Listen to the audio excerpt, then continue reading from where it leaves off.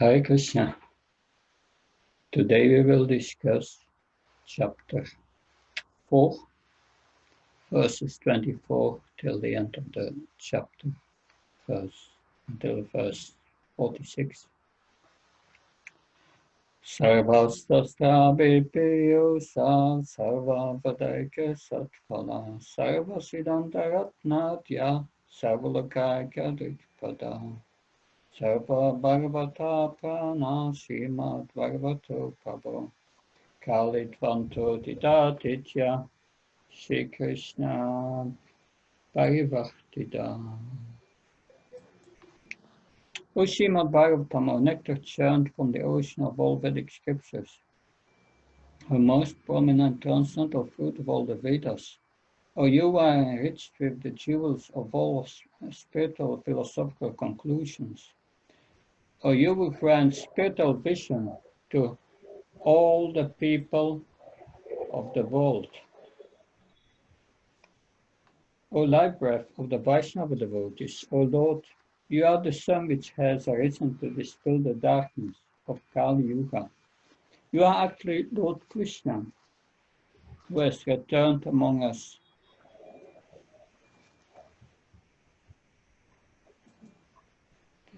And I'm sorry, I have to mute constantly. Some of you, please keep your mic muted, that otherwise everyone hears this noise. Paramananda Pataya Premavasya Ksharayate Sarvada Savasepyaya Shri Krishnaya Namostute. O Srimad Bhagavatam, offer my respectful obeisance unto you. By reading you, one attains transcendental bliss, for your syllables and pure love of God upon the reader. You are always to be served by everyone, for you are an incarnation of Lord Krishna. Mateka bandha matsanghin matko man mahadana manistaka matvahya mamananda namostute.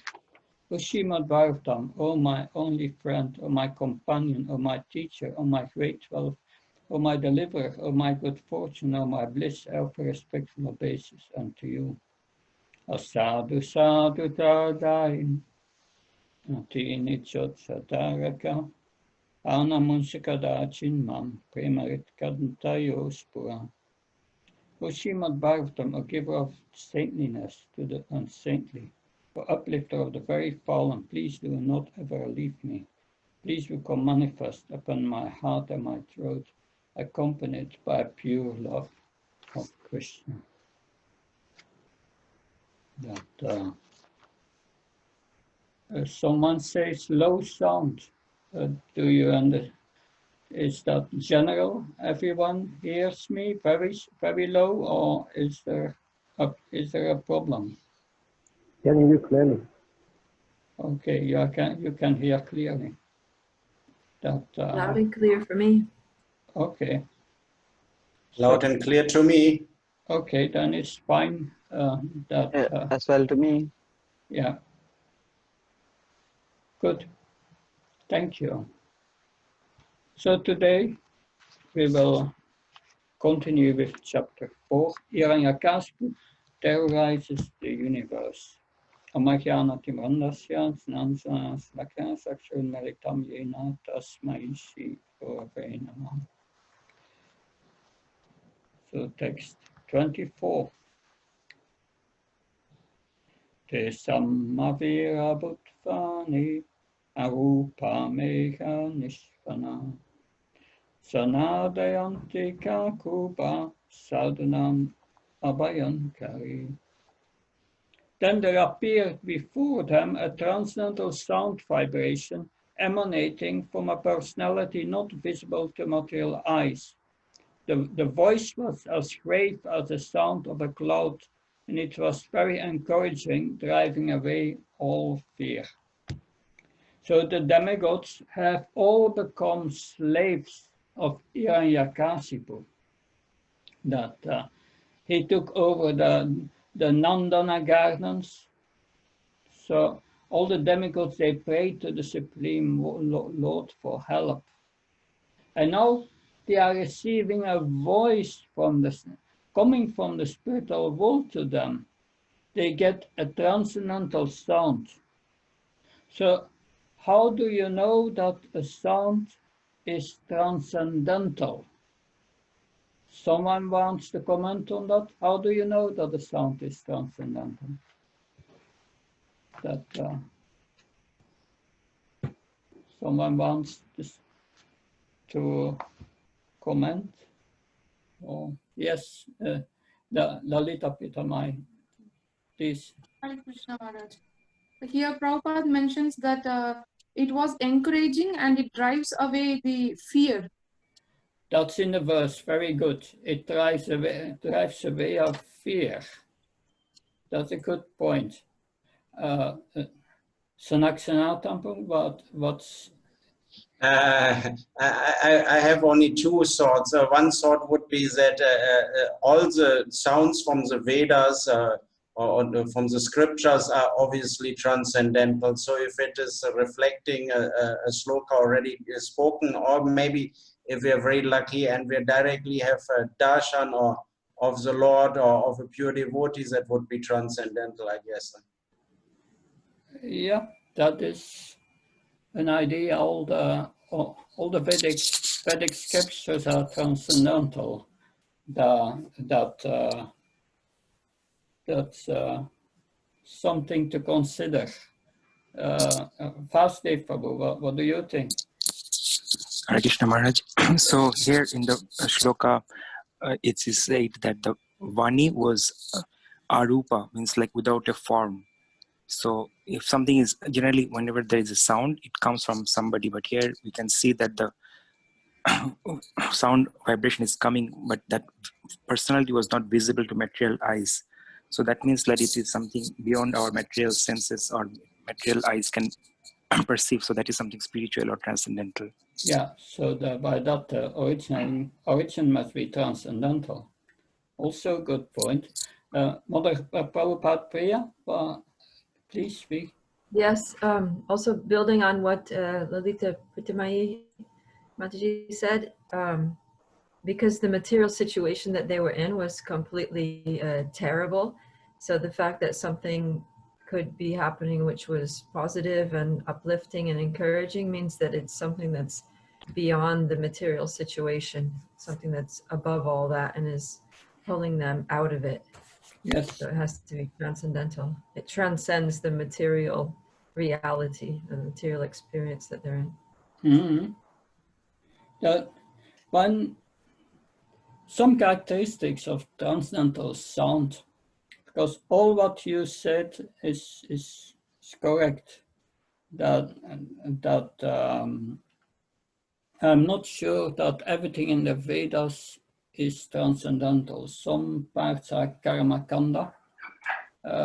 Maybe difficult to see that that's transcendental. But of course, Vedesa Sarvama Eva Vidya, the purpose finally is also Krishna in that sense, certainly. It leads indirectly to that purpose. In that sense, it is that.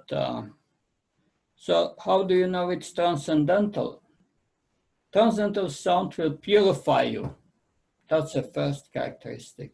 It will purify you. And the spiritual soul feels encouraged, blissful. So that is, it was very enlivening for the demigods who have been suffering so much to hear that sound. Because the soul is Ananda, and we become happy then when we hear transcendental sound and the depression and the lamentation goes away. That also the effect of hearing transcendental sound is described in the Bhagavatam. We heard that before in 177. Simply by giving oral reception to this Vedic literature, the feeling for loving devotional service to Lord Krishna, the Supreme Personality of Godhead, sprouts up and at once is extinguished the fire of lamentation, illusion, and fear. LIF is going, lamentation, illusion, and fear.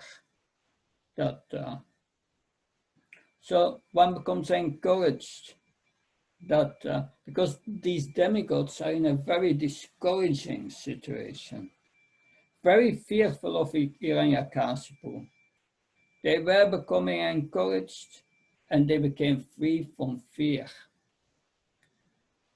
So that, but now we will hear what the voice of the Lord was saying in text 25. The voice of the Lord vibrated as follows. O best of learned persons, do not fear. I wish all fortune to you. Become my devotees by hearing and chanting about me and offering me prayers, for these are certainly meant to warp benedictions to all living entities. I know all about the activities of Hiranyakasipu and shall surely stop them very soon. Please wait patiently until that time. So the Lord said, just wait patiently and I will stop him. So in the purport, Srila Prabhupada explains why the devotees are satisfied. They hear the sound and they are satisfied. That when we chant and hear, finally we can meet the Lord.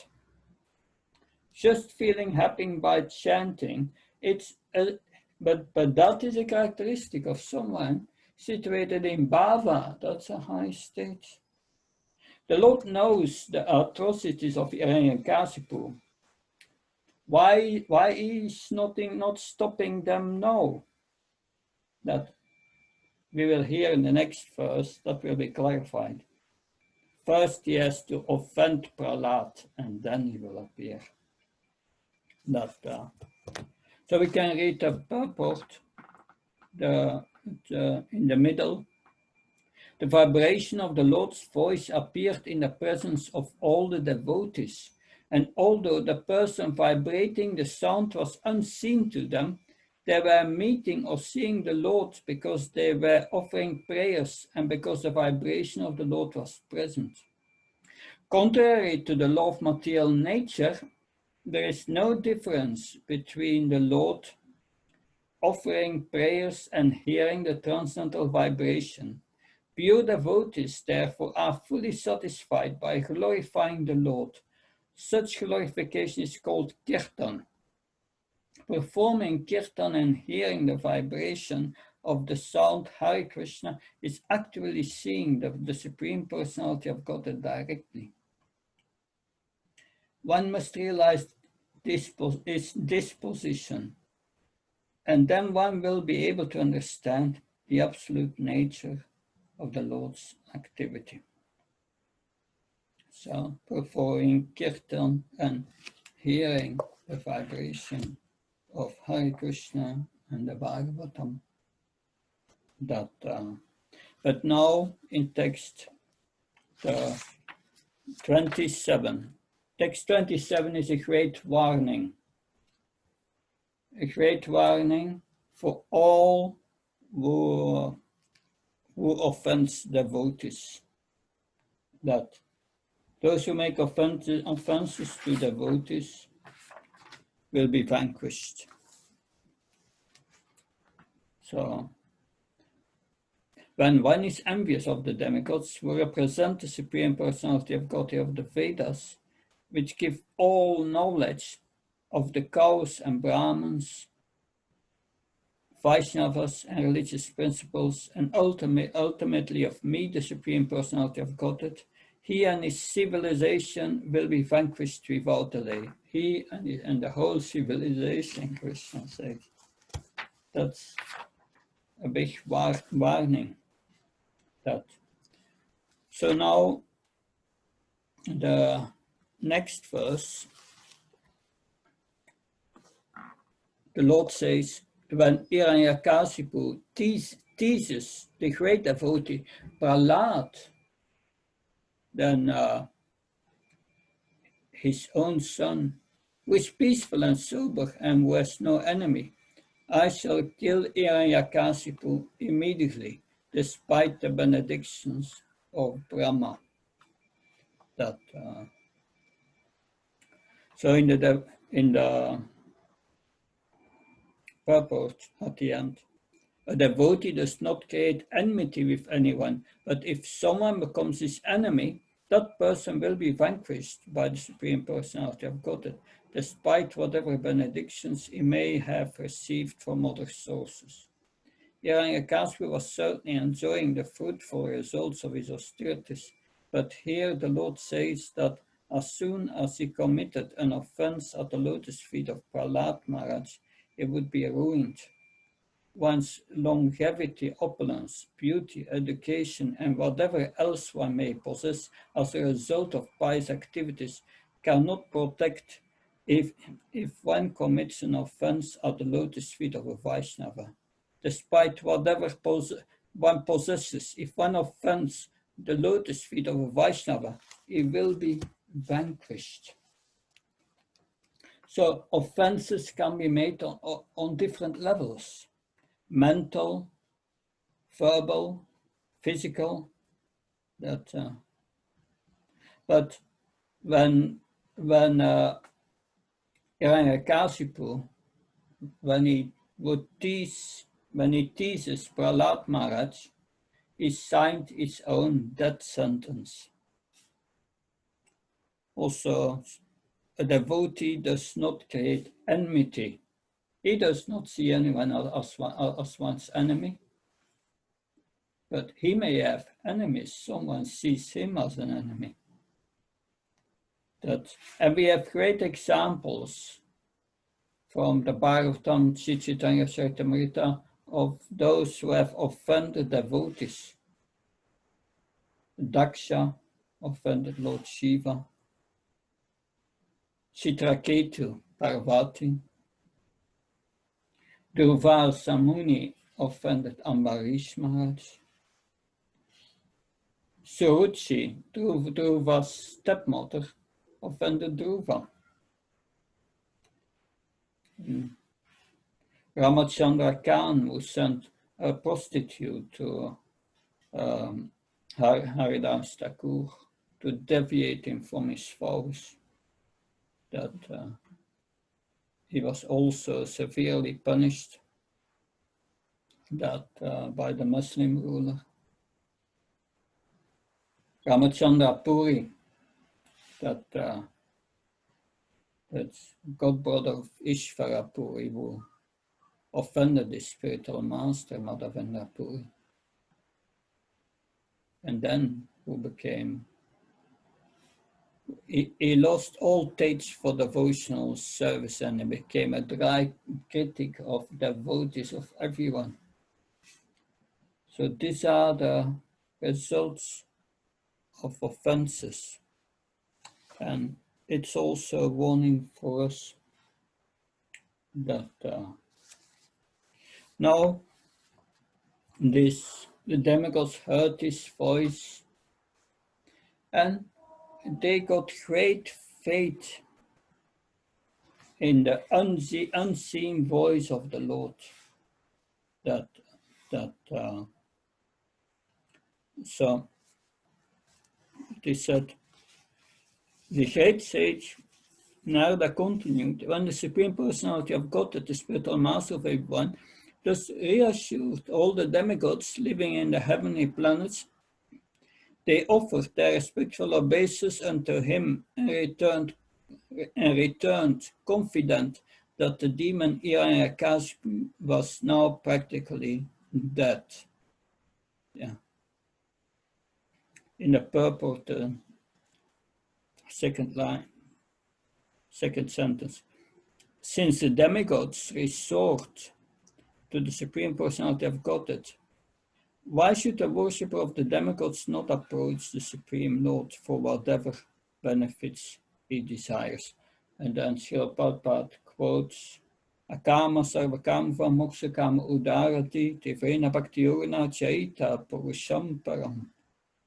So whether one is full of material desires or has no material desires or desire liberation, one should with great force, Tivrena Bhakti Yoga, great force, to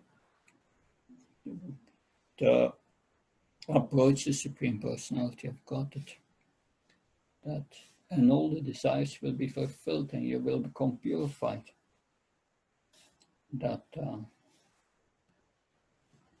Now, text 30. Hiranyakashipu had 4 wonderful, well-qualified sons, of whom the one named Prahlad was the best. Indeed, Prahlad was a reservoir of all transcendental qualities, because he was an unalloyed devotee of the Supreme Personality of Godhead. So, at the end of the purport, if one is spiritually advanced, being a staunch liberal devotee of the Lord, all good qualities are manifest in his body. On the other hand, arava bhaktasya goto madguna. If one is not a devotee, if he has some materially good qualities, they have no value. So it is said, Srila Prabhupada writes in this purport, if one is spiritually advanced, being a staunch and liberal devotee. That's interesting, staunch and liberal. Then all good qualities manifest. What does that mean, staunch and liberal? With himself he's staunch, strict, and with others they are liberal. This is an advanced devotee. The neophyte is just the opposite. He's liberal with himself and strict to others. Okay. So we see the demigods, they are also going to Vishnu when there is trouble, although they are not yet pure devotees. When Hiranyakashipu and Hiranyaksha were conceived, the entire universe became dark. And at that time, the demigods, they went to Lord Vishnu. Now in the next 2 verses, the qualities of Prahlad will be described. Text 31, 32. So, he was completely cultured as a qualified Brahmin, having very good character and being determined to understand the absolute truth. He had full control of his senses and mind. Like the supersoul, he was kind to every living entity and was the best friend of everyone. To respectable persons, he acted exactly like a menial servant. To the poor, he was like a father. To his equals, he was attached like a sympathetic brother. And he considered his teachers, spiritual masters, and older god brothers to be as good as the Supreme Personality of Godhead. He was completely free from unnatural pride that might have arisen from his good education, riches, beauty, aristocracy, and so on. So this is someone with such qualities will have good relationships. It's a perfection of relationships. It was just as everyone desired. He was like that. So there's at the end a part of the purport which shows how Prahlad Maharaj acted for the welfare of his father and for everyone's welfare. They said in the middle, Paramatma Ishvara Sarabhutanam Kritasayunatistati. Paramatma does not hate anyone. Indeed, he's in the heart of a Brahman, but he's also even in the heart of a pig, as the moon refuses to distribute its pleasing rays even to the home of a Chandala, or a Vaishnava never refuses to act for everyone's welfare. Therefore, a Vaishnava is always obedient to the spiritual master. The word Arya refers to one who is advanced in knowledge. One who is deficient in knowledge cannot be called Arya. At the present, however, the word Arya is used to refer to those who are godless. This is the unfortunate situation of Kali Yuga.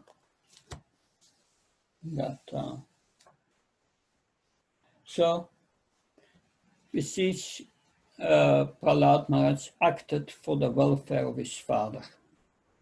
We will see that in the next chapter, the conversations between Prahlad and his father. He wanted to give him always the best spiritual knowledge. So, who has these qualities described here? He was a 5-year-old child. So now text 32. Yeah, because the demigods, they became really agitated. But when they lost their palace, their wealth, but Prahlad Maharaj, he was not attached to anything. Prahlad Maharaj thought this is all insignificant. So translation of verse 33. Although Prahlad Maharaj was born in a family of Asuras, he himself was not an Asura, but a great devotee of Lord Vishnu. Unlike the other Asuras, he was never envious of the Vaishnavas. He was not agitated and when put in danger. And he was neither directly nor indirectly interested in the fruitive activities described in the Vedas. Indeed, he considered everything material to be useless, and therefore he was completely devoid of material desires. But he always controlled his senses and life there, and being of steady intelligence and determination, he subdued all lusty desires. Purport. From this verse we discover that a man is not qualified or disqualified simply by birth. Prahlad Maharaj was an Asura by birth, yet he possessed all the qualities of a perfect Brahman. Pramanya Sila Sampanna. Anyone can become a fully quiet Brahman under the direction of a spiritual master. Prahlad Maharaj provided a vivid example of how to think of the spiritual master and accept his directions calmly. So we see, like, the demigods were very attached to all their possessions. Prahlad Maharaj thought it's insignificant. He was not attached to wealth or anything material. That devoid of all material desires. Like is mentioned, Prahlad Maharaj was born in an Asuric family, but most of us have been born in Asuric families. And the purport Srila Prabhupada makes the point, everyone can become a qualified Brahman under the direction of the spiritual master. This verse authorizes the appearance of Brahminical qualities in those born in non-Brahman families. So it shows how Srila Prabhupada was authorized to give Brahman initiation to those not born in Brahman families, provided they develop the qualities of a Brahman. Samudvastabhasyasham Shantyariham Evasha. Jnana Vijnana Mastakyam Brahma Karma Svabhavacham. These are the qualities, main qualities of a Brahman. That on text 34. O King, Prahlad Maharaj's good qualities are still glorified by learned saints and Vaishnavas. As all good qualities are always found existing in the Supreme Personality of Godhead, they also exist forever in his devotee, Prahlad Maharaj. From authoritative scripture, it is learned that Prahlad Maharaj still lives in Vaikuntha Loka, as well as within the material world on the planet Sutal. This transcendental quality of existing simultaneously in different places is another qualification of the Supreme Personality of Godhead. Koloka eva nivashatik akilatma bhuta. The Lord appears in the core of everyone's heart, yet he exists on his own planet, Koloka Vrindavan. A devotee acquires qualities almost the same as those of the Lord because of unalloyed devotional service. Ordinary living beings cannot be so qualified, but a devotee can be qualified like the Supreme Lord, not in full, but partially. Yeah. We hear in Krishna book, in chapter 86, there King Baulasva and Shrutadev both invited the Lord. And it is said, the Lord and the sages, they expanded themselves. They were present in both houses. So Lord Krishna and his expansions were present in both houses. That also the VIHE-Bhaktivedanta says something about that. Sanatan Goswami says, from Goloka Vrindavan, the devotees expand to Vaikuntha, and from Vaikuntha, they expand as demigods. Interesting. Just as the demigods who have entered the material creation are Vaikuntha associates, those eternal incarnations of Goloka devotees, those eternal incarnations of Goloka devotees, like the demigods themselves, they appear on earth for the pleasure of Lord Vishnu in various pastimes. In Bhagavatamrita, volume 3, the third book, chapter 6, verses 202, 203. We will hear in the 10th canto how Drona and Dara that became Nanda and Yasoda. But the reverse is true. The original are Nanda and Yasoda. They appear in partial incarnations, such as Drona and Dara. So that's interesting. Drona and Dara, they did austerities and they became Mother Yasoda, Nanda Maharaj. But factually, Drona and Dara are already expansions of the original Nanda Maharaj, Yasoda in Goloka Vrindavan. It's further explained in the purport by Sanatan Goswami. Nanda and other devotees in Goloka expand to become Srinanda and other associates of Lord Narayan. The same devotees enjoy pastimes in two worlds simultaneously, Goloka and Vaikuntha. That is what Sanatan Goswami said about that. In verse 204, he mentions, I'm going to read a part of 204. Just as the incarnations of Krishna, the source of all incarnations, are non-different from the incarnations of the Goloka Vasis, residents of Goloka, are non-different from him. When devotees like Nanda and Yasoda appear in their expanded forms in Vaikuntha, their forms are in essence non-different from the forms in Goloka Vrindavan. Kashyapa and Diti in heaven, so they are the fathers of the parents of demigods and the demons.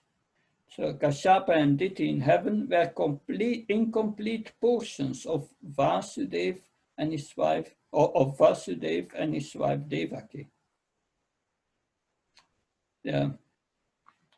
They are partially different from Vasudeva and Devaki on earth and are partially the same. So that's quite confusing, not easy to understand.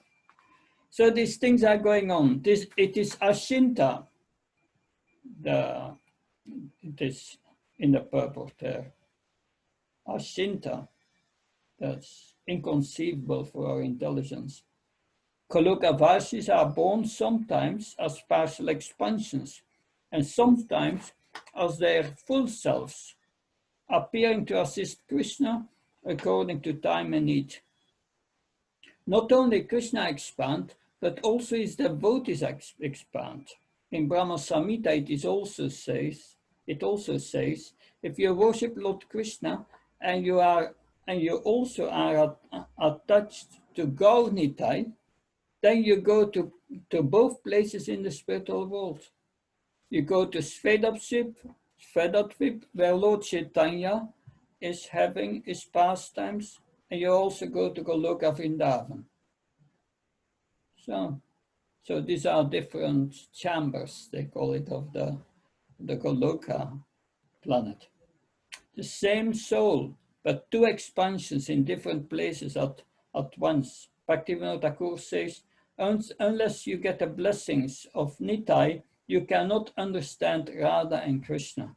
By the mercy of Advaita, you can get the mercy of Nityananda and Lord Chaitanya. So that is also there in Chaitanya Charitamrita. That's both places. That if you are attached to Gaur Nitai and to Radha Krishna, we go to both places. That's interesting. That so we had text 35 and 36 now. I read both. In any assembly where there are discourses about saints and devotees, O King Yudhishthir, even the enemies of the demons, namely the demigods, what to speak of you, would cite Prahlad Maharaj as an example of a great devotee. Who could list the innumerable transcendental qualities of Prahlad Maharaj?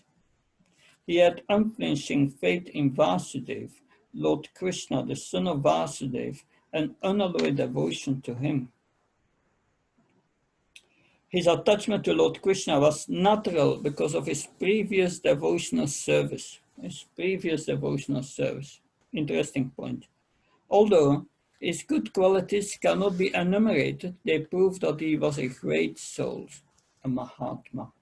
I read the purport and then we will discuss this important purport. In his prayer to the 10 incarnations, Jayadev Goswami says, Keshavadrita Narahari Rupa Jaya Jagadisa Hari. Prahlad Maharaj was a devotee of Lord Krishna, or Lord Nrsimha, who is Keshav, Krishna himself. Therefore, when this verse says Vasudevi Bhagavati, one should understand that Prahlad Maharaj's attachment for Nrsimhadev was attachment for Krishna, Vasudeva, the son of Vasudeva. Prahlad Maharaj, therefore, is described as a great Mahatma, as the Lord himself confirms in Bhagavad Gita. Balunam Jnanam Mante Jnanamama Papachate Vasudeva Visavamiti Samatma Sudurlabha. After many births and deaths, he who is actually in knowledge surrenders unto me. Knowing me to be the cause of all causes and all that is, such a soul is very rare. A great devotee of Krishna, the son of Vasudeva, is a great soul, very rarely to be found. Prahlad Maharaj's attachment for Krishna will be explained in the next verse. Krishna Shrihitatma. Prahlad Maharaj's heart was always filled with doubts of Krishna. Therefore, Prahlad Maharaj is the ideal devotee in Krishna consciousness. So this verse says that Prahlad's attachment, it was natural because of his previous devotional service. That some acharyas commented on this devotional service from previous lives, and the first that I want to quote is Nectar of Devotion. Nectar of Devotion says, elevation to the states of ecstasy is attained by constant association of devotees and by special mercy of Krishna or by the mercy of a devotee of Krishna. Elevated to the ecstatic stage of life is generally attained by the special mercy of Krishna and his devotees' associations. That then Srila Prabhupada further comments. He cites, my dear king, it is very difficult to describe the character of Prahlad. He has developed a natural attraction for Krishna. Whatever I can explain about his character is only an arrangement of words. It is impossible to describe. And Rupa Goswami continues, Narada himself admitted the natural development of Prahlad's ecstatic love was by the grace of Lord Krishna. This natural attraction to Krishna was simply developed by the mercy of Narada. Sri Rupa Goswami says it was Narada's mercy. When Prahlad Maharaj was in the womb of his mother, Narada Muni instructed his mother, but at the same time Narada Muni was aware that Prahlad was in the womb. Because his mother could not hear. Her heart was with her husband and she wanted to go back, that's all.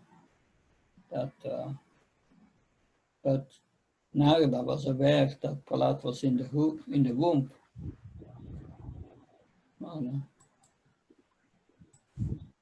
He was desiring auspiciousness for Prahlad, who developed all characteristics of a high devotee. So that is called natural attraction. So it was natural, but it was also because of the mercy of Narada that it is caused by the special grace of the Supreme Personality of Godhead and by the special grace of Narada Muni. By the grace of Narada Muni, that's Parvata Muni speaking, a hunter, the hunter Mrigari, became a great devotee of Krishna. So a pure devotee, simply by desiring that the devotee becomes elevated, the devotee becomes elevated. So there is, also Jiva Goswami in his Prita Sundharama quotes about Prahlad Maharaj that he writes there, Haridas had the same ability as Prahlad Maharaj to remain fixed in the remembrance of the Supreme Lord Krishna.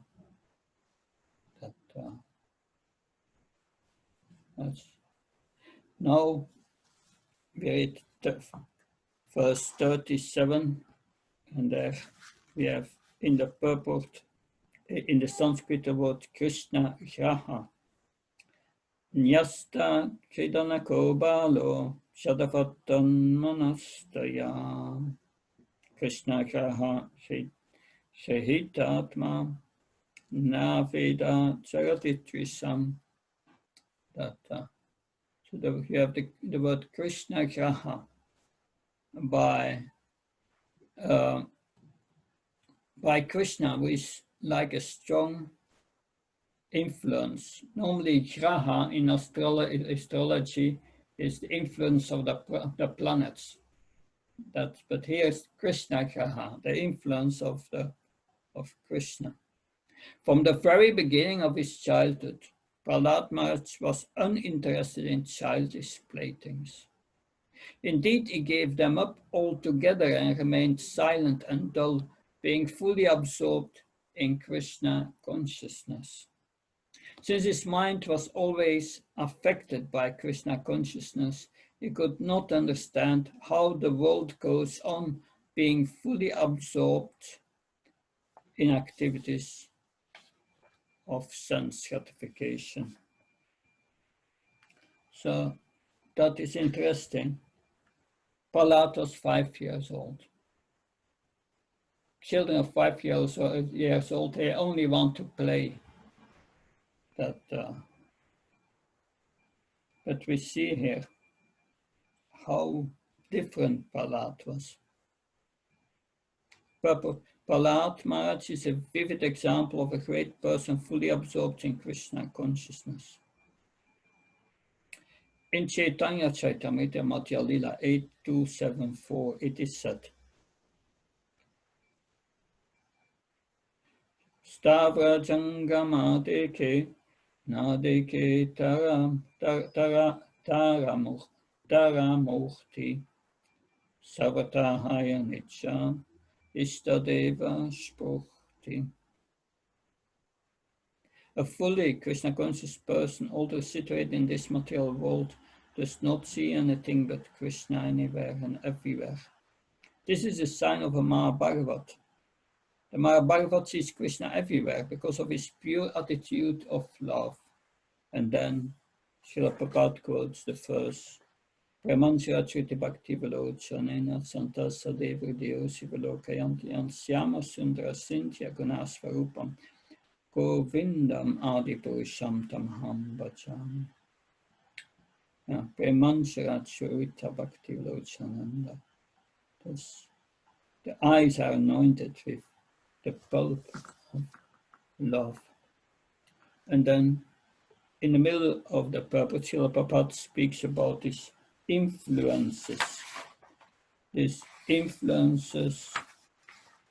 of planets. That it is sometimes said that when one is influenced by evil stars like Saturn, Rahu, or Ketu, he cannot make advancement in any prospective activity. In just opposite way, Prahlad Maharaj was influenced by Krishna, the supreme planet, and thus he could not think of the material world and live without Krishna consciousness. This is a sign of a Mahabhagavat. Even if one is an enemy of Krishna, a Mahabhagavat sees him to be always engaged in Krishna's service. Another crude example of that, everything appears yellowish to the jaundiced eye. That similarly to a Mahabhagavat, everyone but himself appears to be engaged in Krishna's service. Prahlad Maharaj is a approved Mahabhagavat, the supreme devotee. In the previous verse, it was stated that he had natural attachment. Naisagirkirati, the symptoms of such natural attachment for Krishna are described in this verse. Although Prahlad Maharaj was only a boy, he had no interest in playing. As stated in Srimad Bhagavatam, Vyaktiranyatra Anyatra Shah, the symptom of perfect consciousness is that one loses interest in all material activities. For a small boy to give up playing is impossible, but Prahlad Maharaj, being situated in first-class devotional service, was always absorbed in a trance of Krishna consciousness. Just as a materialistic person is always absorbed in thoughts of material gain, a Mahabhagavat like Prahlad Maharaj is always absorbed in thoughts of Krishna.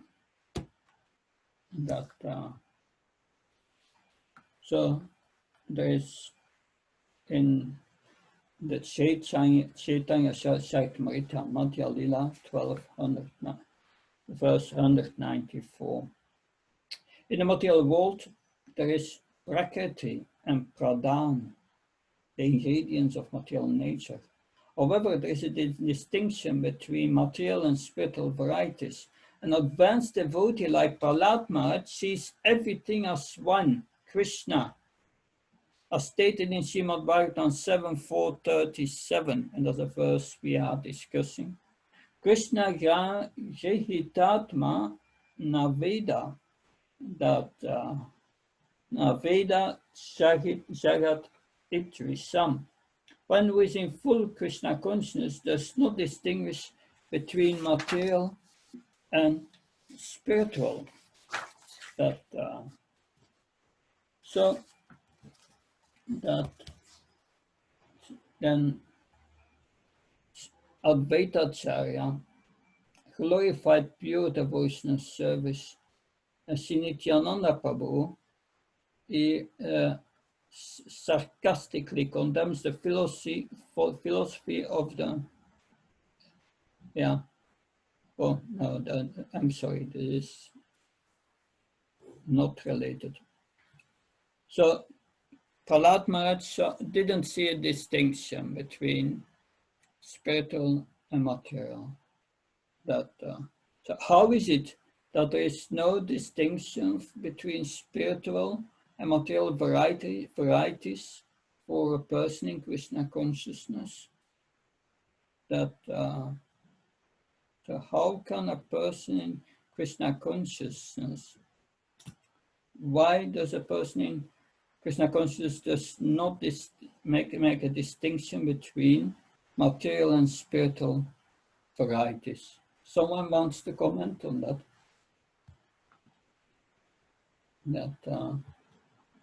So why he does not see as the difference between material and spiritual varieties?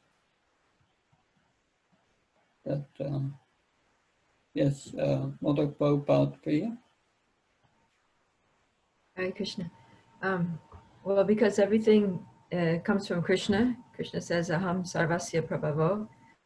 So Krishna is the source of both things. And so everything is ultimately spiritual. But what makes the thing material is that it's disconnected from Krishna.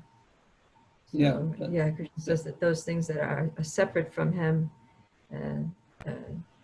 like a reflection that appears in darkness. That's the definition of Maya.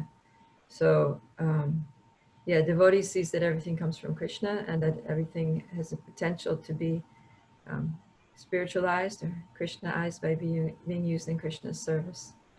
And that ultimately, even the things that are not used in Krishna's service, that's also by Krishna's arrangement, that it's all under Krishna's control. Because Krishna is also Maya Dyakshena Prakriti Suyate Sacharat. Krishna is also directing, the workings of the material energy. And that's why also he calls it Daivi Yesha Gunamayi, that this divine energy of mind, which consists of the modes of nature.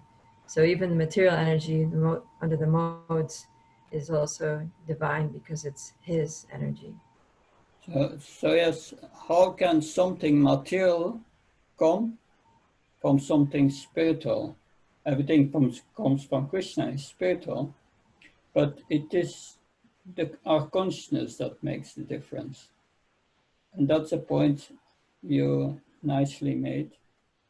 That, and Prahlad Maharaj will call this later Pritardrishti, separatist mentality. Seeing things separate from Krishna makes it material. Thank you. Sanatan Prabhu? Mataji covered it quite well. Prabhupada always gives that microphone example. Even it was meant for sense gratification by the materialist. In the second, we're using it in Krishna's service for broadcasting the Harinam Sankirtan or the class, or Prabhupada was recording his Bhagavatam translation. So it is immediately becoming spiritual, because ultimately it is all spiritual when it gets used in Krishna's service. Okay, so for Krishna there is no material. Devotees see like Krishna sees. Everything is Krishna, it's all spiritual. Thank you. Muralidhar Shyam, you want to add something, please? Yes, Maharaj. Hare Krishna Maharaj, please accept my humble obeisances. They are in Nectar Vision say that Yataharam Upajanta Nirbandhana Krishna Sambandha Yukta Vairakyam Chatim. So the devotees, because everything for them centers is Krishna. So when they see, they put everything Krishna in the center, so they use everything. They think like a kartal is made of metal, but they use for the service of Krishna. So when they use for service of Krishna, they see as a Balaram. So they're giving a proper aspect for this pranapalya where they're conscious.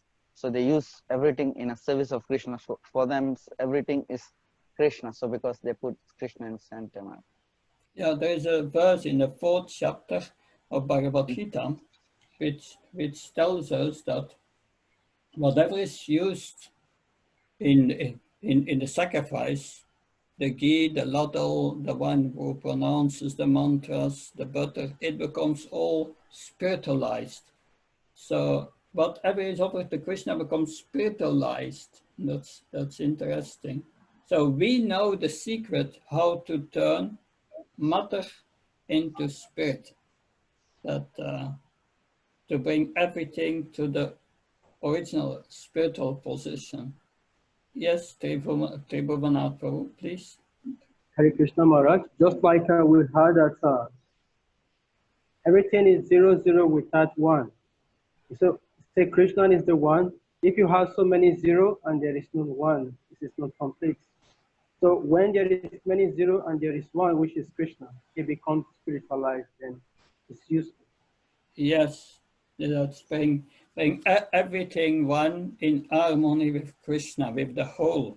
The part, all the parts, all the energies should be in harmony. So Prahlad Maharaj, he sees that everything is one, Krishna.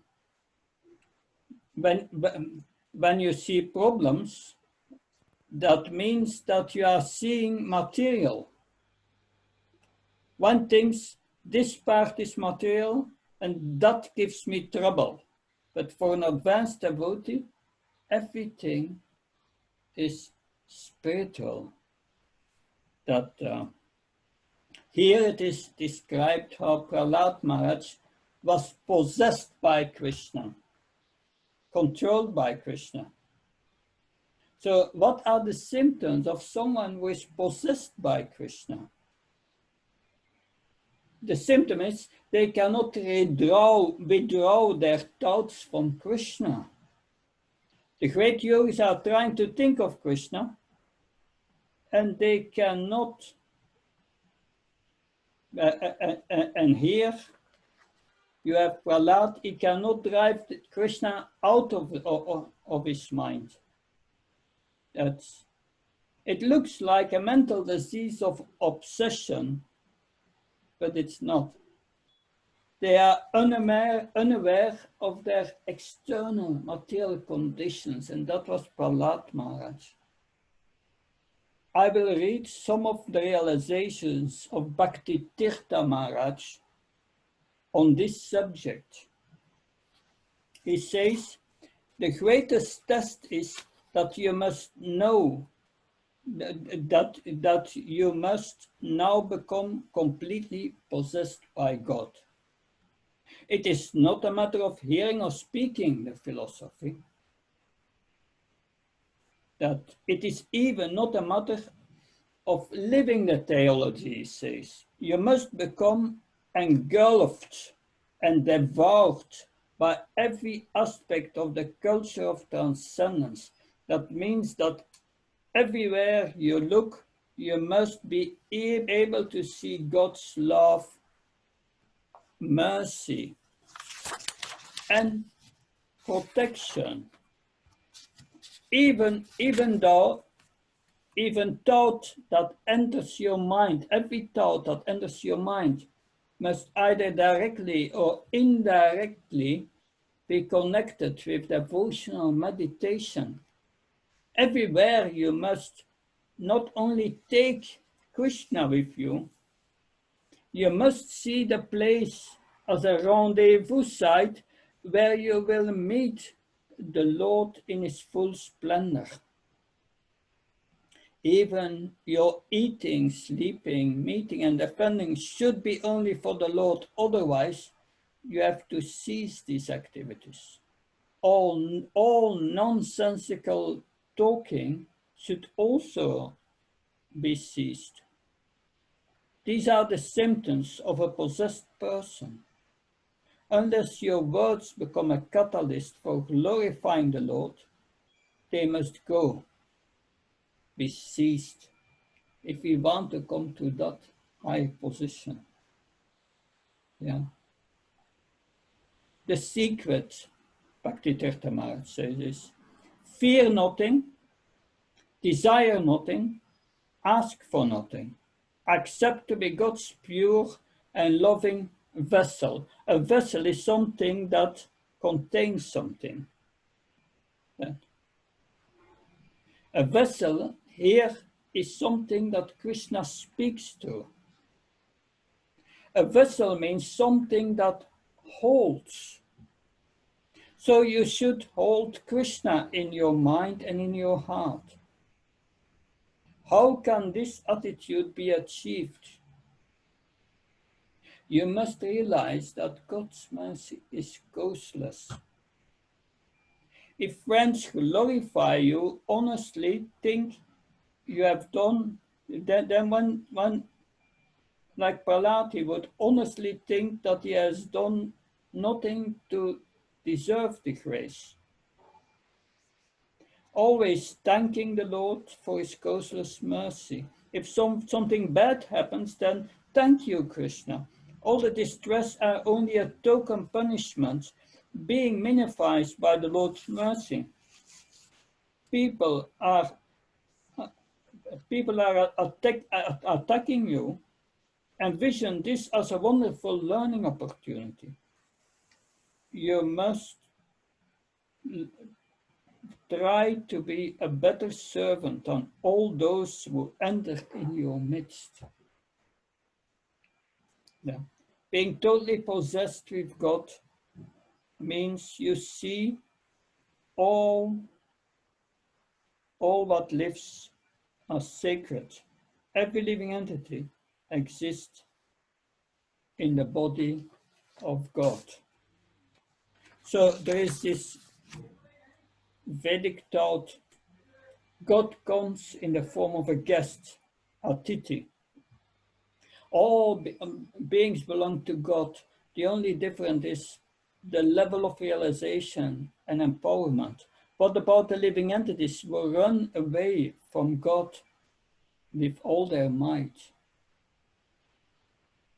The answer is, let these living entities be an example to you.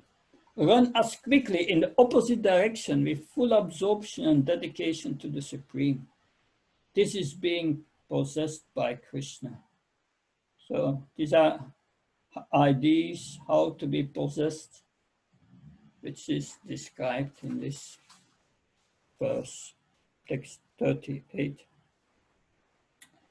Prahlad Maharaj was always absorbed in thoughts of Krishna. Thus being always embraced by the Lord, he did not know how these bodily necessities, such as sitting, walking, eating, lying down, drinking and talking, were being automatically performed. The purport. A small child, while being cared for by his mother, does not know how the needs of the body for eating, sleeping, lying down, passing water, and evacuating are being fulfilled. He is simply satisfied to be on the lap of his mother. Similarly, Prahlad Maharaj was exactly like a small child, being cared for by Govinda. The necessary activities of his body were performed without his knowledge. As a father and a mother cared for their child, Govinda cared for Prahlad Maharaj, who remained always absorbed in thoughts of Govinda. This is Krishna consciousness. Prahlad Maharaj is the vivid example of the perfection in Krishna consciousness. So if you see someone possessed in this world, is not aware of his surroundings. It is not aware of what's happening with his body.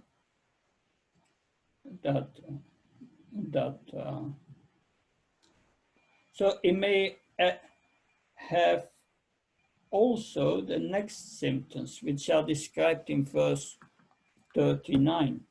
We read the verse in the small purple. Because of advancements in Krishna consciousness, he sometimes cried, sometimes laughed, sometimes expressed jubilation, sometimes sang loudly. Purple. This verse further clarifies the comparison of a devotee to a child. If a mother leaves her small child in his bed or cradle and goes away to attend to some family duties, the child immediately understands that his mother has gone away and therefore he cries. But as soon as the mother returns and cares for the child laughs and becomes jubilant. Similarly, Prahlad Maharaj, being always absorbed in thoughts of Krishna, sometimes felt separation, thinking, where is Krishna? This is explained by Sri Chaitanya Mahaprabhu.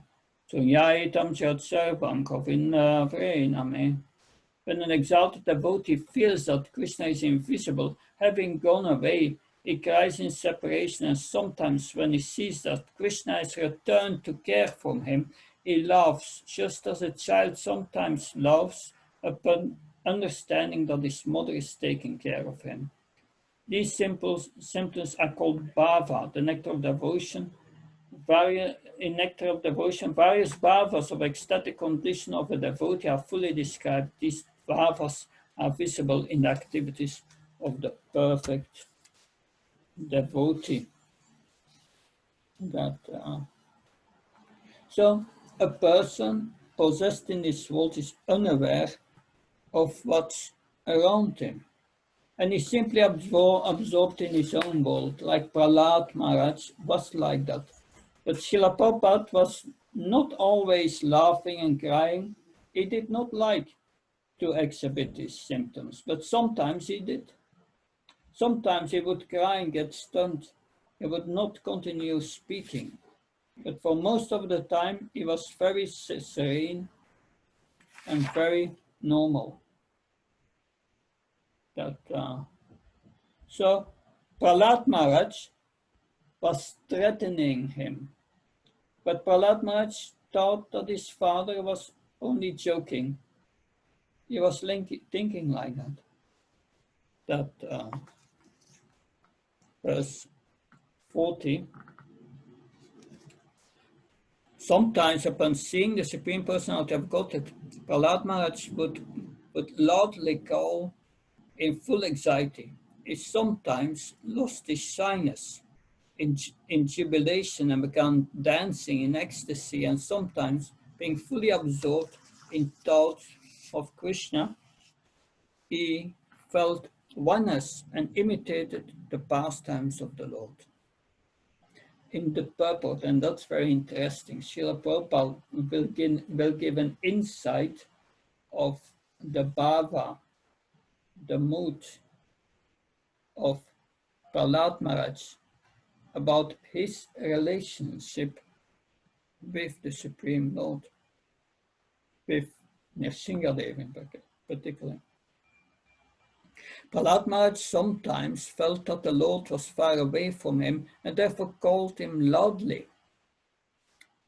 When he saw that the Lord was before him, he was fully jubilant, sometimes thinking himself one with the Supreme. He imitated the Lord's pastimes, and in separation from the Lord, he would sometimes show symptoms of madness. These feelings of a devotee would not be appreciated by impersonalists. One must go further and further into spiritual understanding. The first realization is impersonal Brahman, but one must go still further to realize Paramatma and eventually the Supreme Personality of Godhead, who is worshipped by transcendental feelings of a devotee in a relationship of Santa, Dasya, Sakya, Vatsalya, and Madhurya. Here the feelings of Prahlad Maharaj were in the mellow of Vatsalya. That's the mood of Prahlad described, Vatsalya, filial love and affection. As a child cries when left by his mother, when Prahlad Maharaj felt that the Lord was away, he began to cry. Again, a devotee like Prahlad sometimes sees that the Lord is coming from a long distance to pacify him, like a mother responding to a child saying, "My dear child, do not cry, I'm coming." then the devotee, without being ashamed to his surroundings and circumstances, begins to dance and thinking, here's my Lord is coming.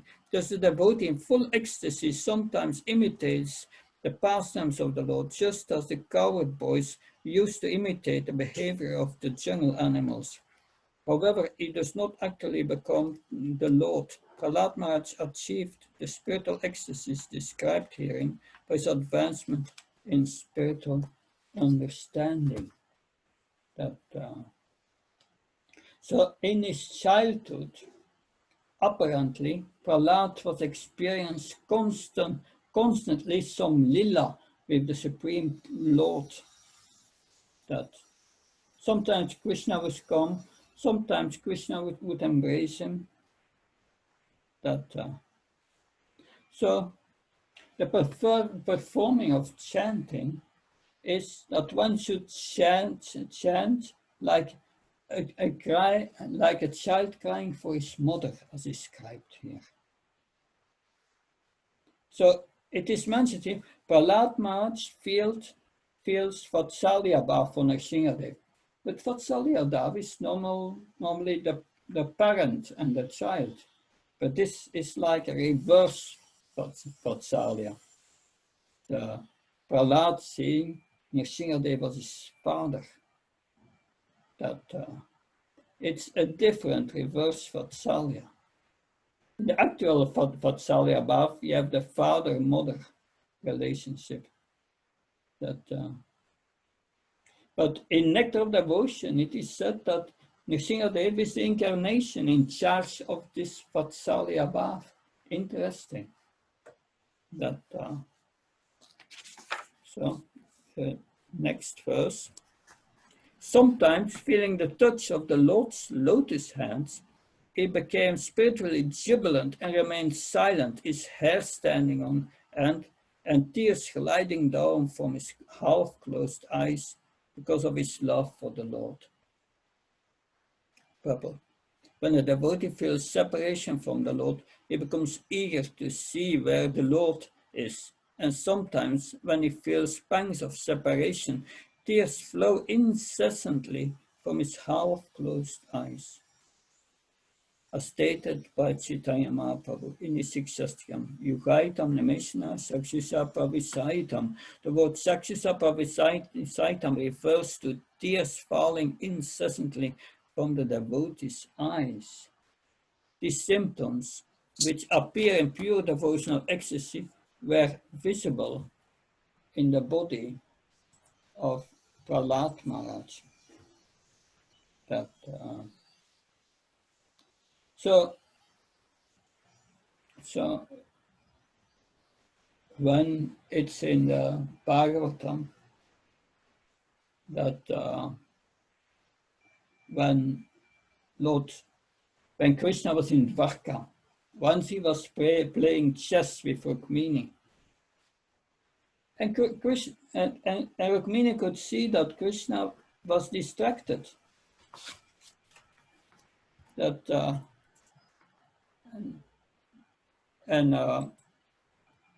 Some disturbance again.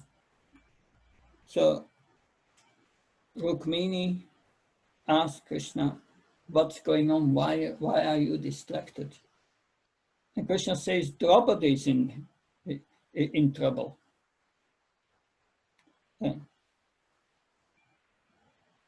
That's so. But yes, Rukmini said, you go with Garuda and help her. But, she said, you are in everyone's heart. Krishna said, that's not quickly enough. Krishna came to help Draupadi when she put her hands in the air and started to cry. So Krishna said that he went on the path of her tears. So the point is, get the attention of Krishna.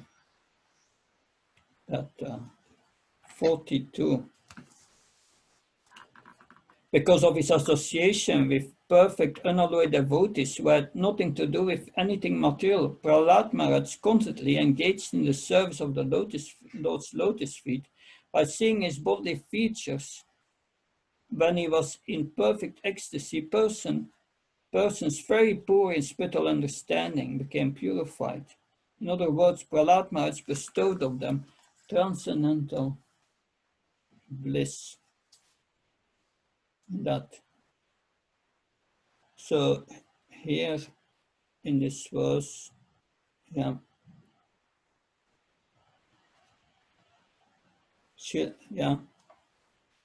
Jiva Goswami comments on this verse in the Priti Sandarbha. Here the word Saman is peaceful, may also be interpreted that he made their heart like his heart. That's very nice. So the stage where there is no contact anymore with material desire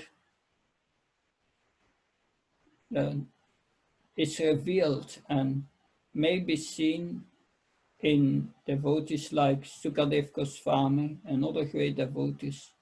It is described in the words of Shinarada Pancharatra. Overcome with ecstatic love, he is no longer aware of material pleasures and pains, is flooding in spiritual bliss. So we see also in this verse that everyone who saw Prahlad in that condition, they became purified.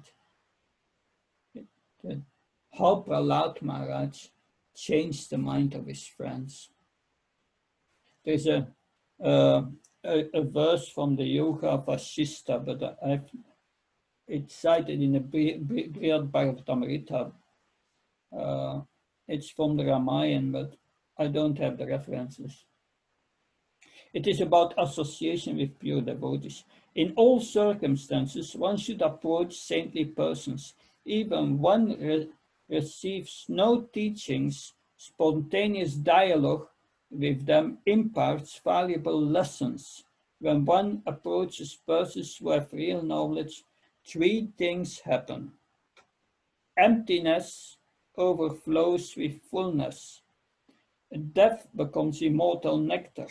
Disasters seem like good fortune.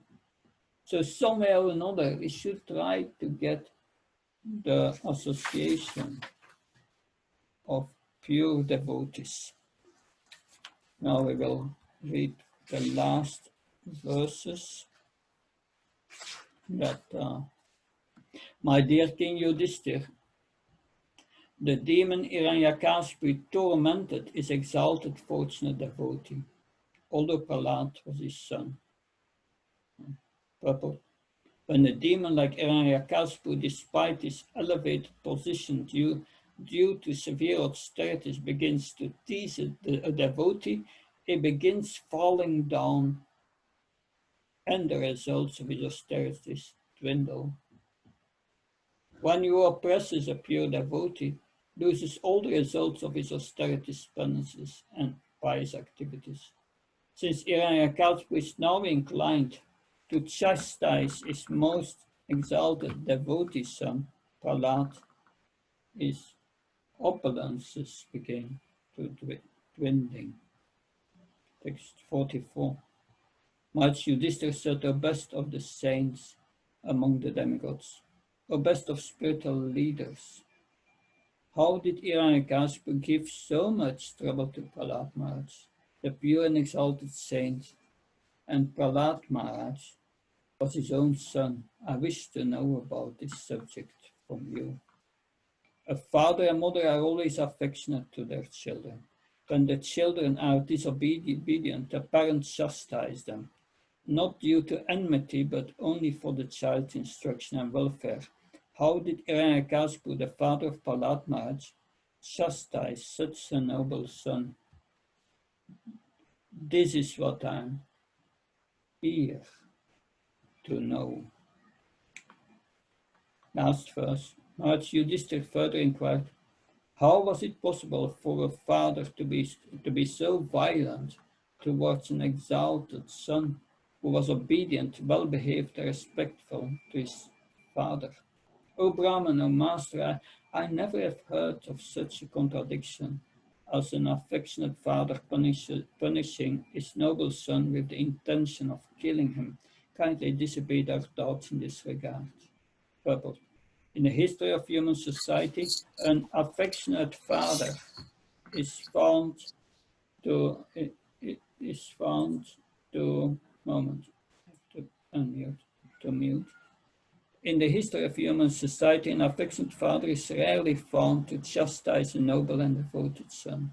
Therefore, Maharaj Yudhishthira wanted Narada Muni to dissipate his thoughts. Thus ends the Bhaktivedanta purpose of the 7th canto, 4th chapter of Srimad Bhagavatam, entitled Hiranyakashipu terrorizes the universe.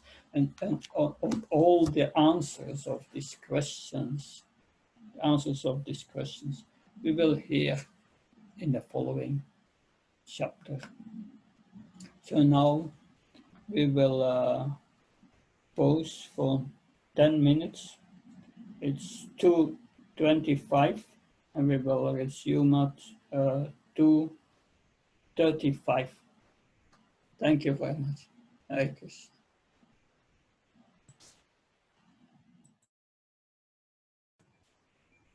So, Hare Krishna. We resume our session. So in the beginning of this section of today, we heard how the demigods heard a transcendental voice and the Lord promised to kill Hiranyakashipu. He said when Hiranyakashipu teases the great devotee, Prahlad, his own son, who is peaceful and sober, who has no enemy, I shall kill Hiranyakashipu immediately, despite the benedictions of Brahma. So here, the Supreme Lord is speaking, mentions some qualities of Prahlad Maharaj. But then further, we have developed, we have discussed that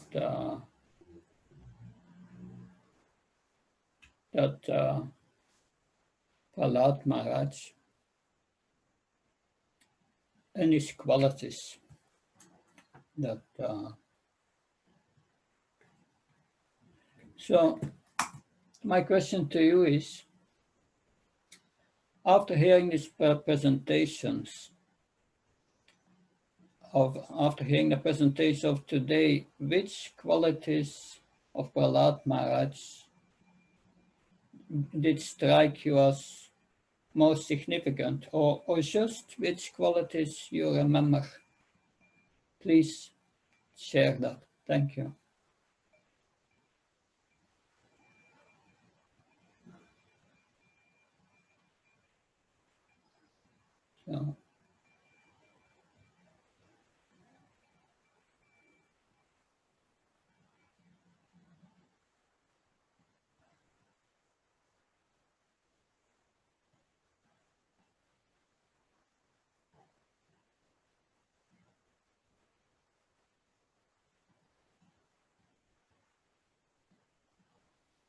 So, Mother Prabhupada Priya, please speak. Hare Krishna. Well, the one I remember is where it says that although Prahlad had, wealth, beauty, he was aristocratic and all these, he was the son of the ruler of the universe, but he was not affected by unnatural pride. And the reason I remember is Prabhupada's words, unnatural pride, that, the tendency is that when we have these material qualifications to become proud, but it's not natural for the soul to be proud, because our nature is to be the humble servant of Krishna. So I guess that's why it struck me. Srila Prabhupada writes that he was completely free from unnatural pride that might have arisen from his good education, riches, beauty, and aristocracy, and so on. So these are all material qualifications that the soul is not really enriched by all spiritual qualification. No need for that.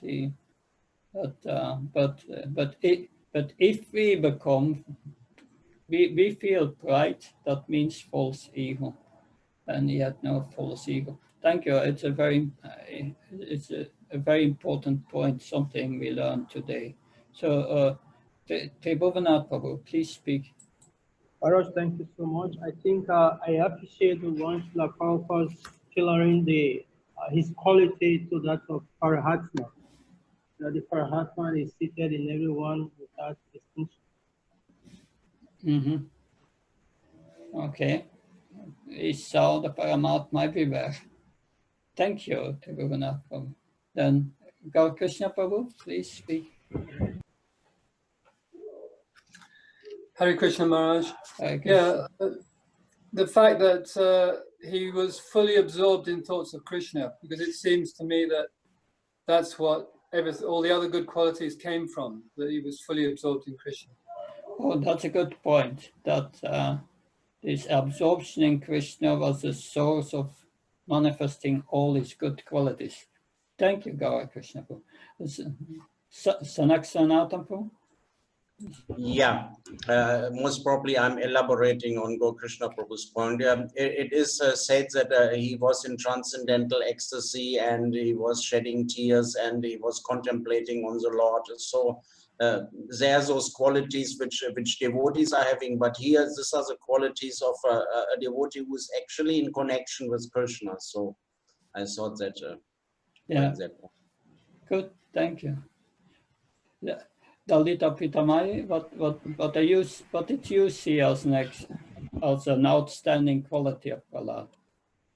Maharaj, in previous, like in Bhakti Vaibhav course, our teacher had mentioned this point, so I could recall this, like how Prahlad Maharaj was reciprocating with his respectable to the seniors, as he was behaving like a menial servant, and to the equals he was being like a sympathetic brother, and to the juniors he was very compassionate, and for those who are like his teachers, so he was treating them as a supreme personality of Godhead himself, like as their representatives.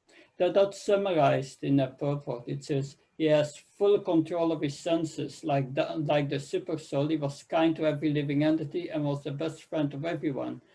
To respectful persons, he was like a menial servant. To the poor, he was like a father. To his equals, he was attached like sympathetic brother. And he considered his teachers, spiritual masters, and any other gold brothers as good as the Supreme Personality of God. That makes one very dear to everyone. Thank you, Mother Lalita Pritamaya. Very nice point. Sanak Sanatan Prabhu, do you want to add something more?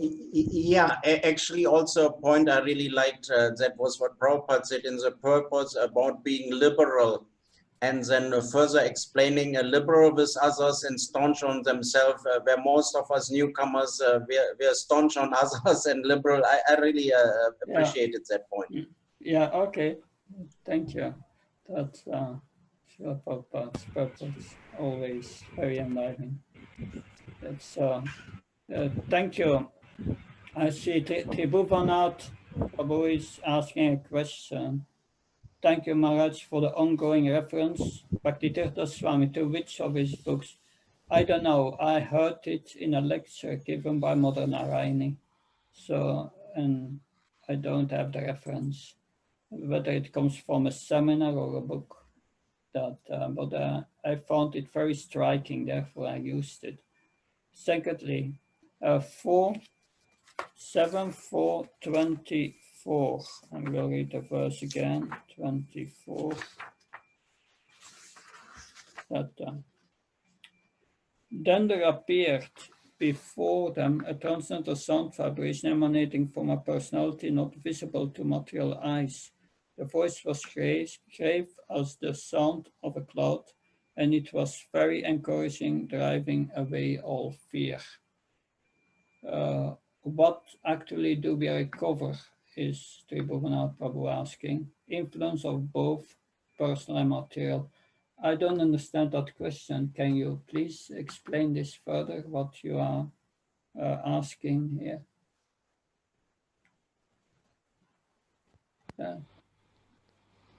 Yeah, Tribhuvannath Prabhu, please speak. Yes, Maharaj, the question I asked is that does it make, do we get the point correct that Christians can be understood in two ways, both personal and impersonal? Yeah, okay. Yeah, but we see here it's a sound. The sound is spoken by a person. So ultimately it goes back to the person who speaks the sound. That, yeah, ultimately it's personal. Okay, so it's these qualities we mentioned, that other qualities, he was completely devoid of material desires. He had unflinching faith in Vasudeva. Like a child, he was uninterested in childing playthings. Just as a materialistic person is always absorbed in thoughts of material gain, a Mahabhagavat like Prahlad Maharaj is always absorbed in thoughts of Krishna. By that we can understand what is a Mahabhagavat, by here these qualities of Prahlad. Now, I have a question to you related to text 35. What is the quality of Prahlad that inspired the Lord to care from him as one who cares for a small child who is crying? Who wants to answer that question? It has already in some sense been answered, but what is that quality of Prahlad that inspired the Lord to care for him like that?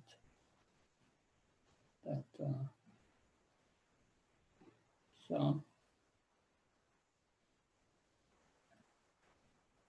yes, Mother Kasturka,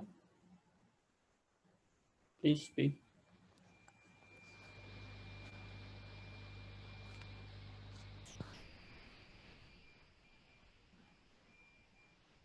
Hare Krishna, please speak. That we are eager to hear from you.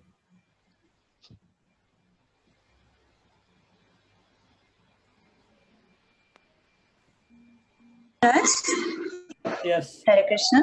Okay. Sorry. Yeah. Hari Bol. Yeah. We are hearing you clearly. Sorry. Yeah, the complete dependence on the Lord and the helplessness, like he's seeking the attention of the Lord, but in a complete dependence, that makes the Lord care for the Prahlad. That's what I think. No, that is very correct. Because it's completely always absorbed in thoughts of Krishna. Thank you. Mother Divyalila, what do you want something to add?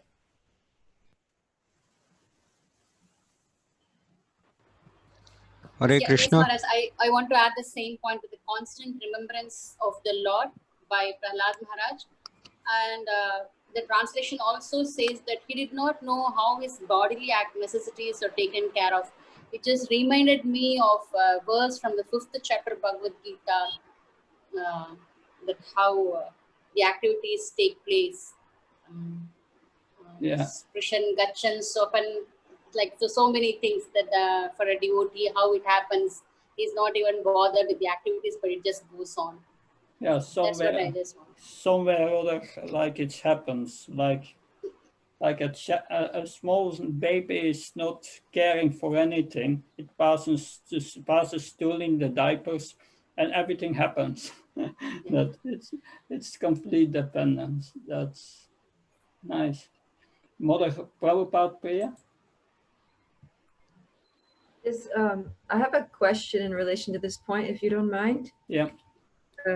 Because Srila Prabhupada generally discourages this, what you call the reverse Vatsalya Bhav, where we see the Lord as our Father, because it leads us to you know, sort of using God as our order supplier. And then I thought of the past time where I think it was Rupa Goswami was absorbed in his writing or something, and then you know, it was Srimati Radharani or someone came to hold an umbrella over his head because he didn't have a shelter. Or another time she supplied the ingredients for sweet rice because he had a desire to make it for his brother. And Sanatan Goswami quite heavily chastised him for that, for, you know, engaging, you know, our Ishtadev, you know, engaging our worshipable deities in our service, because we're not taking care of our own needs. So we should build our own shelter and we should secure our own things. So can you speak maybe a little about the how to resolve these two scenarios? Well, we will hear later that Lord Nrsimhadev wants to give all benedictions to Prahlad. And Prahlad said that I don't know, I've no interest in material benedictions. That, but you are my eternal master, and I'm your eternal servant. And that's our relationship. So that is the Vatsalya Bhav, the reverse Vatsalya Bhav, which we are speaking of here. These conditions must be there. One sees oneself as servant of the Father, and does not want anything in return. That's business. That's pure. That's pure. That's the pure reverse Vatsalya Bhav, we can say. That's pure love. And these conditions must be there. Otherwise, one is not completely purified. So on the material platform, yes, we see our Father as a supplier of everything and so on, but that's not a mood. That's not a mode of the devotee. The devotee sees himself as a servant. And anyway, it's a simple thing. Then what was the fault then with Rupa Goswami? Rupa Goswami did not want to take any service from. Was it Rupa Goswami who cooked for Sanatan Goswami, or was it the reverse? Sanatan Goswami. Sanatan Goswami wanted to serve Rupa Goswami. Because Sanatan Goswami is older, right? Yeah. Who supplied? Srimati Radharani supplied, Maharaj. Yeah, but to whom? Was it to Rupa Goswami or Rupa Goswami? Rupa Goswami. Yeah, okay. To Rupa Goswami Maharaj. That makes sense. That because Sanatan Goswami became upset and said, "How can you take service from Srimati Radharani? That is not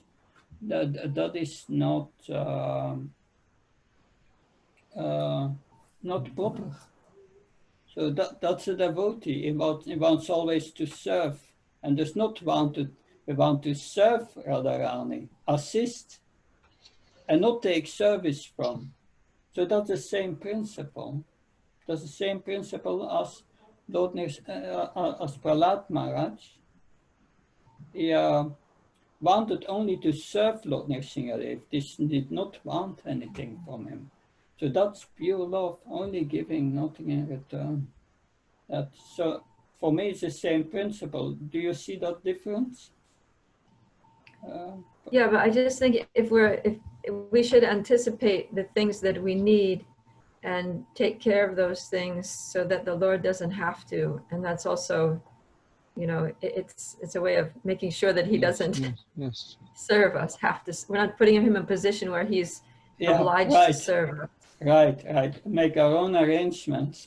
But still it's also applied. Everything is applied by the Lord. Everything materially you need, he gives you the air to breathe. That is serving you constantly. He makes your body working. So Krishna is faculty the greatest servant, but we do not want to take service from the Supreme Lord. That not consciously. No. A good point. It's a good reflection. Hare Krishna Maharaj. First, Vasudev Krishna Prabhu, you want to say something? Yes, Maharaj, Hare Krishna, Dandavat Pranam. So I was told that when the devotees, especially who are pujaris, they're doing deity worship, they're doing abhishek, offering bhoga, they are supposed to do it in the Vatsalya bhav, that, okay, the Lord, I have to bathe him, I have to feed him, in that sense. So in that sense, there is nothing wrong or bad about Vatsalya bhav, because the pujari is supposed to take care of the deity in that kind of parental affection when he is taking care of the Lord. Is that correct, Maharaj? Just wanted to ask you. Yes, that's correct. But that's not reverse Vatsalya bhavs, like Prahlad. This is the mood in the Pusti Mach, like or deity worship in general. We see the deity as the owner of the house, and we take care of him. That like Mother Yasoda, she thinks I have to feed my son. That so a pujari thinks I have to be in time with for the offering, because the Lord is hungry and it must be first class and so on. Yeah, that is also Vatsalya Bhavs. Very good point. Hare Krishna Maharaj. Hare Krishna. Yes. Prabhu. Yes, please Yes. speak. One more thing which is so inspiring, Maharaj, and please accept my humble obeisances at your lotus feet. The thing is, Prahlad Maharaj is not seeing anything in this world as separate from Krishna. Yeah. The matter is there when we start seeing things separate from Krishna.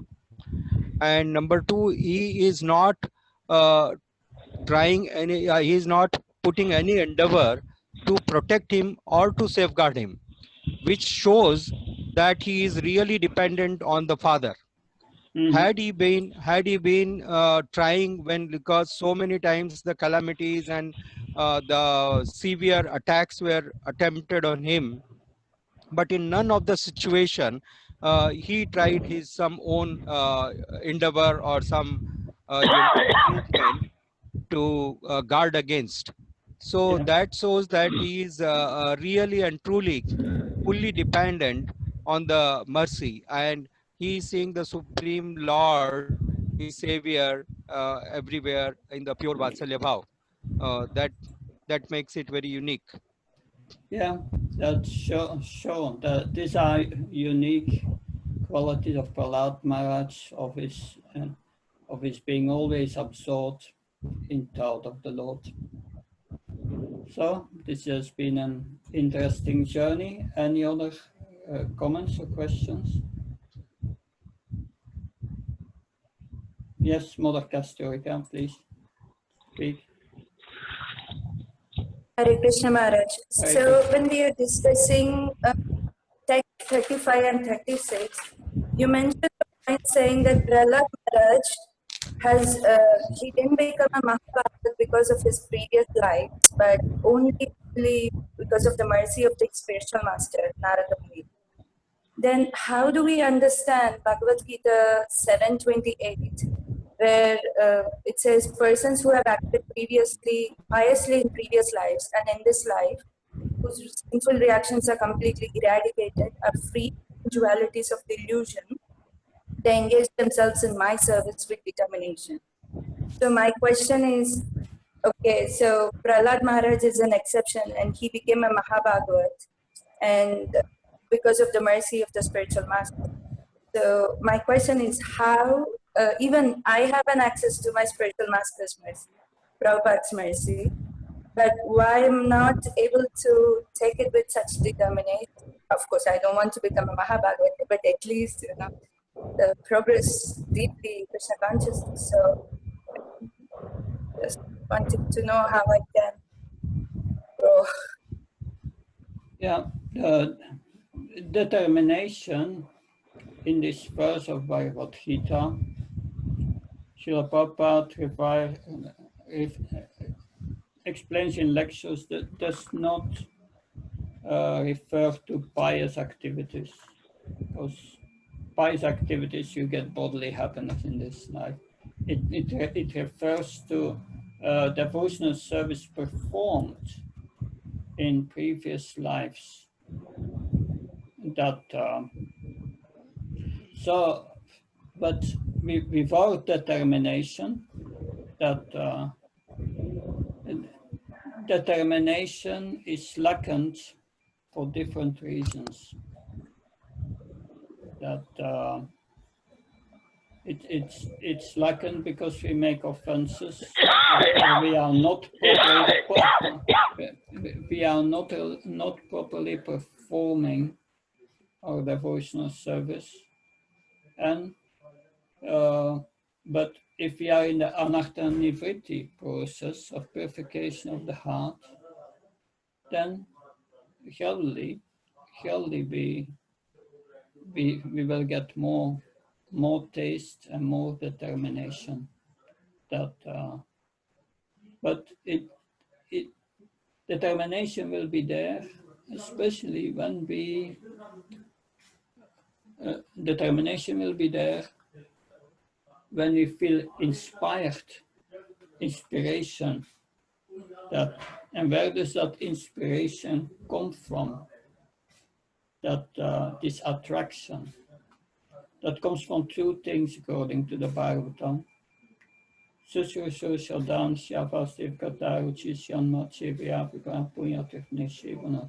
One becomes attracted to hearing about Krishna if one hears with care and attention and serves the instructions of the spiritual master. So these two things must always be there. Engage in the mission of the spiritual master. Do some practical service for the mission and hear sufficiently. If that is there, then we are taking the medicine properly, and then determination will grow that, and we will come in due course of time to that stage. So Rasala Prabhu is asking a question: at what stage can a devotee see Krishna face to face? Because here it is being described that Prahlad could see Krishna face to face. Well, that stage that we have described, it's the bhava stage, bhava and prema, the bhava stage of Prahlad Maharaj that we discussed. If you develop all these qualities, then you see only Krishna as an automatikar. You see Krishna everywhere. That Bhuvanath Prabhu is asking if we are to go by Prahlad Maharaj, age 5, to count his qualities and his mood of absorption. The others, this may be mythology. Your comments, please. Yes, the point is Prahlad Maharaj, he was already advanced from within the womb. He was liberated practically by birth. And that's by hearing instructions of the spiritual master. His eternal memory was revived and so on. And interesting is that in the Bhagavatam we see Prahlad Maharaj 5 years old, Dhruva Maharaj 5 years old. And what is the great characteristics of these children? Unflinching faith. And a child can put his whole faith in something that very easily. That we have. It's also in the Bible that children. Jesus Christ says we must become like children. What does it mean? We must come to that point of having this simple faith of just accepting the Supreme Personality of Godhead and the words of the spiritual master. It is mentioned in the Upanishad that all the impulse of the Vedas will be revealed to someone who has faith in the instructions of the spiritual master. And that simple faith was there. It shows us also, yes, it doesn't depend on age, that It doesn't depend on study of the scripture or whatever. It depends on having that faith, and that faith we can get from by association with pure devotees. That and then this knowledge will develop. That yes, it's very interesting. It's challenging the modern conception of a child. How can a child do these things? But spiritual advancement does not depend on the body. It's a strong demonstration on that. Good. Thank you very much. This was a very enlivening session. I'm looking forward to see you again online on Friday. Then we continue chapter 5. We will hear of Prahlad Maharaj. We will hear from Prahlad Maharaj, and Prahlad Maharaj's first confrontations with Hiranyakashipu. It will be very interesting. Thank you so much. Hare Krishna. Jai Prabhupada.